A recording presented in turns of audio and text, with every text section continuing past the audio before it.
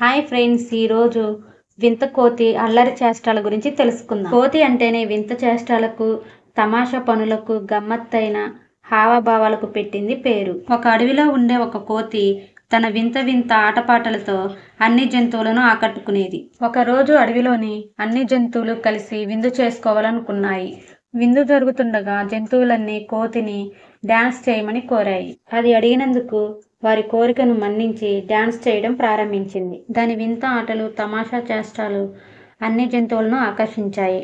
సింహం, పులి, ఏనుగు, కుందేలు ఇలా అన్ని జంతువులు కోతి చేసిన డాన్స్ని మెచ్చుకున్నాయి. జంతువులన్నీ కోతిని మెచ్చుకుంటుండగా ఒంటె మాత్రం దానిని అసూయతో ఇదేమంత పెద్ద విషయమా అన్నట్లు పెదవి విరిచింది. ఇంకో అడుగు ముందుకేసి కోతిని తిట్టడం మొదలెట్టింది. దాని మాటలకు నొచ్చుకున్న మిగతా జంతువులు, కోతి చేసింది బాగాలేదనుకుందాం, మరి నీ విద్యను నీవు ప్రదర్శించు అని జంతువులన్నీ అడిగాయి. జంతువుల మాటలకు సరే అన్న ఒంటె డాన్స్ చేయడానికి సిద్ధమైంది. కాలు కూడా సరిగ్గా కదల్చలేని ఒంటె డాన్స్ చేస్తుంటే మిగతా జంతువులకు ఎంతో చిరాకుగా, అసహ్యంగా అనిపించింది. దాని అసూయ, ద్వేషాలు కలగలిపిన ప్రవర్తనను చూసిన జంతువులన్నీ దానిని అడవిలో నుండి బయటకు తరిమికొట్టాయి.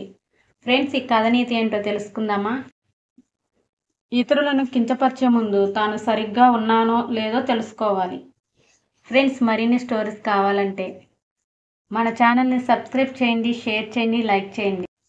మరి ఒక మంచి స్టోరీతో రేపు వచ్చేస్తాను. Bye friends.